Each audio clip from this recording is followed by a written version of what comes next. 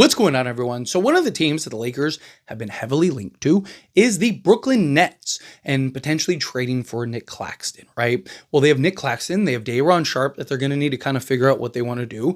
He's due for a new contract. Are they going to sign and trade him? Are they going to give him a new contract? What are they going to do there? They have Nic Claxton, who they were operating at the center position. So you have a couple guys right there. And then it was kind of like you had these teams that we were all kind of keeping an eye on during the course of this draft because, again, Lakers need a center. And there are several teams that very well could make sense to trade a center, or teams that Lakers are already linked to in their center. So it was like, if they end up drafting, right? Like Walker Kessler, right? Walker Kessler was a big name going around yesterday. And it was like, okay, is Utah going to draft somebody at the center position? If they draft somebody at the center position, like it's confirmed type thing, right? And, you kind of are on pins and needles trying to see, what do the Lakers do? Do the Lakers do anything, right? And then, you see a trade for a center. You're like, oh, is it the Lakers? And then you realize, no, it's the Phoenix Suns. And they just traded for Mark Williams. But Phoenix became an option that opened up. And I'm going to talk about that later on. But I want to talk about the Nets because Nic Claxton is one of the names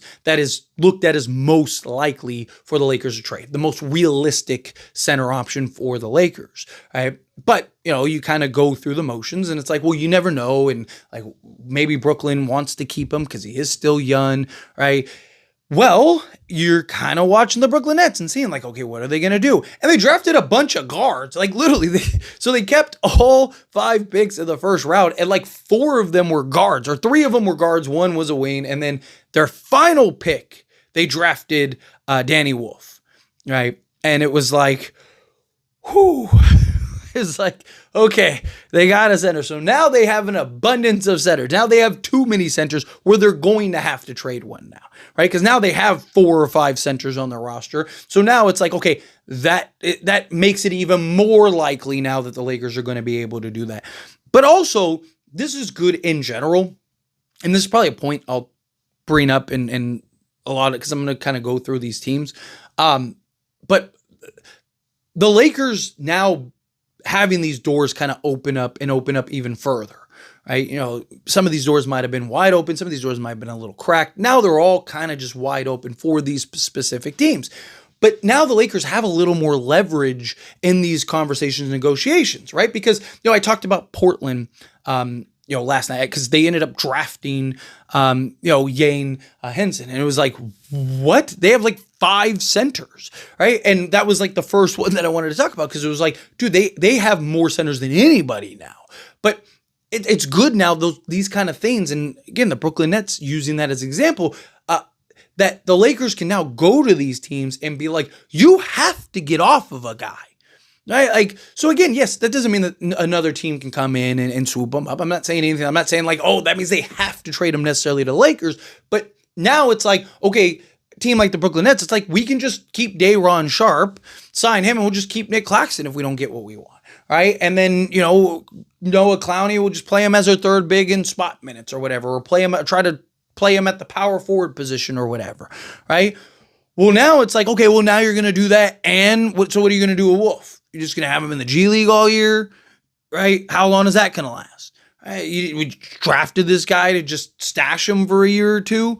Right? Okay, well, then at some point, you're going to have to trade Nic Claxton. At that point, we might have already found our center. Or hopefully, they have already found their center, right? Hopefully, they're not waiting 2-3 years to get that guy, right? So, it gives the Lakers a little more kind of leverage in a way. I don't think it's anything like majorly significant, but I do think it's something, right? Like, and any little tweak that you can have, or any kind of thing that you can point to and go, look, this is something that benefits the Lakers tremendously, right? So to me, I look at this and I go, okay, well, the Lakers now, they can kind of come in, approach a team like the Brooklyn Nets and be like, hey, we still want Nic Claxton, right? Like, what do you want for Nic Claxton? Okay, you want all that? Yeah, we're not doing this. We're not giving you the first, right? Because it's like, there's other options. New options have opened up, right? Phoenix Suns is one of those options. Trust me, I'm going to make a video about Phoenix, right? There were teams that have opened up for the Lakers that didn't exist prior,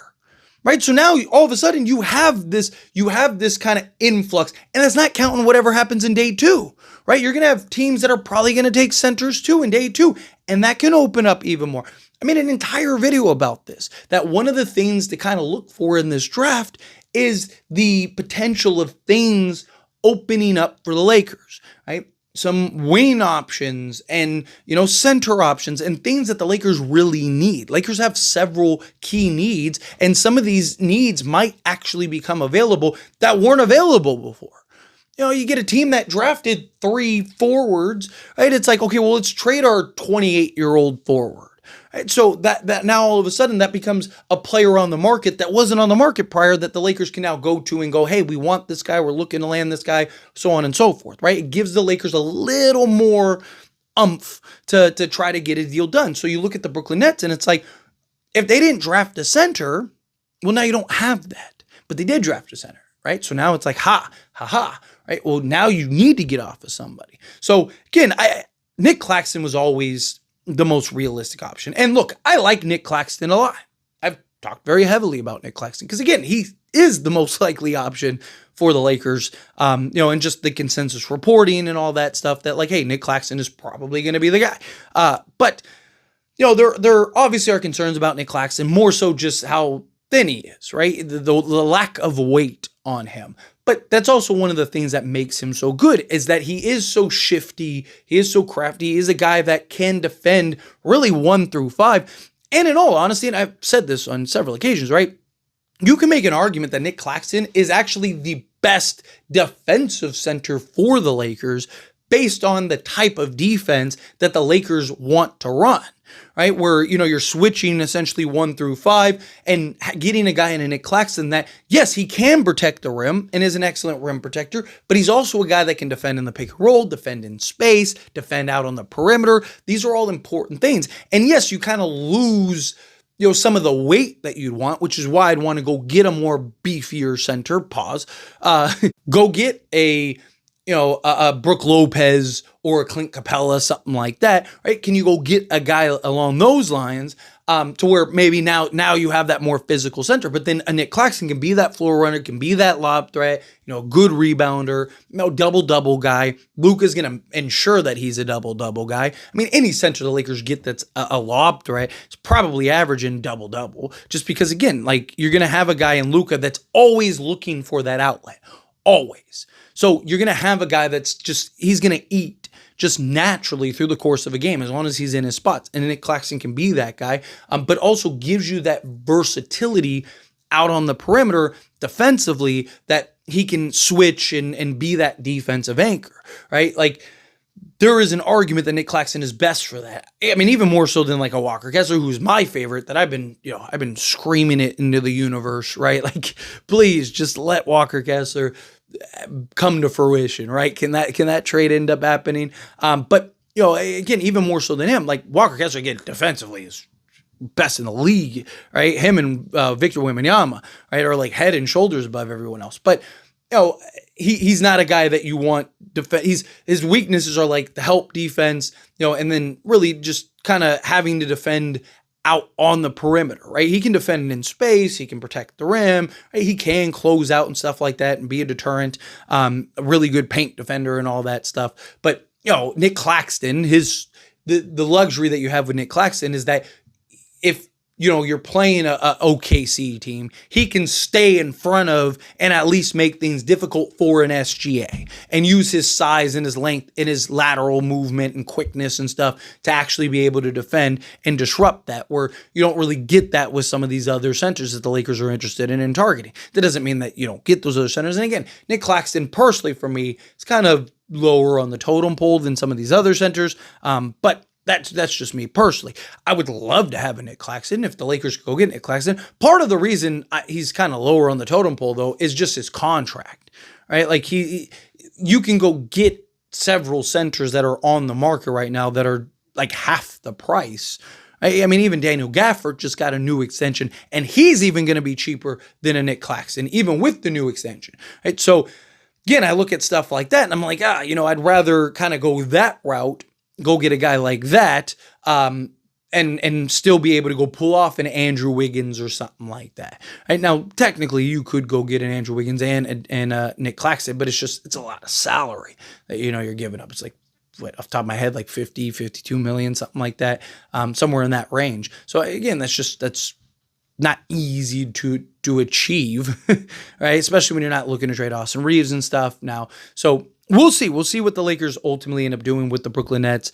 And as far as, a Nic Claxton, a Day'Ron Sharpe, maybe you're working out a sign and trade for him, but I look at him more as a backup than your starting center, like just because he's not a true 7-footer, but he does have the size, excellent rebounder, he can block shots. Like I would love to have him as our backup. Like that would be beautiful. But also you got to keep in mind a sign and trade would hard cap the Lakers, right? So now you'd have to like LeBron would have to take a discount at that point.